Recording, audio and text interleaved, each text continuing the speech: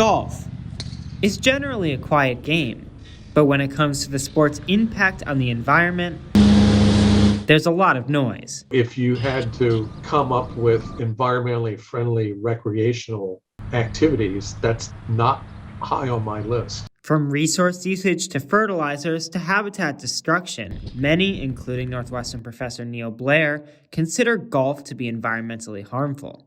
We're taking a natural environment which is operating on its own, and we're creating a new engineered environment that is going to constantly need our input. Inside Science estimates that the average American golf course uses 130,000 gallons of water per day. If you're putting that water on a golf course and it's basically evaporating into the atmosphere or going down a creek and carrying with it pesticides and herbicides, that's not a very effective use of water. The attitude is much more optimistic at Glenview Park Golf Club. You have no regrets or second guessing the things that you do?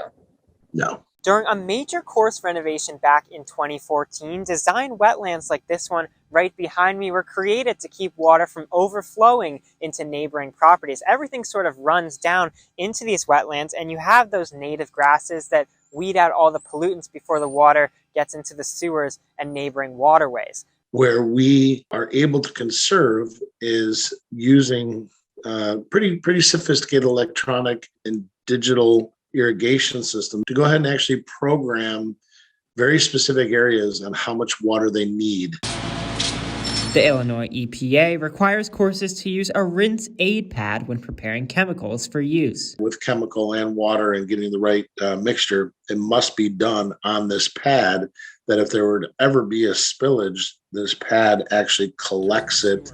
Cassidy says the course aids local biodiversity. We have several different species of animals that, they're given home based on the environments that we create. But do conservation, prevention, and improvement mechanisms suffice for the overall impact of building and maintaining a course in the first place? As golf is only growing in popularity, experts say improving what already exists may be the only option. If we decide that we're going to continue to play golf, then clearly golf management programs need to be investing in how to mitigate the downside of maintaining golf courses. Striking a balance between environmental impact and an afternoon on the green, not always a hole-in-one.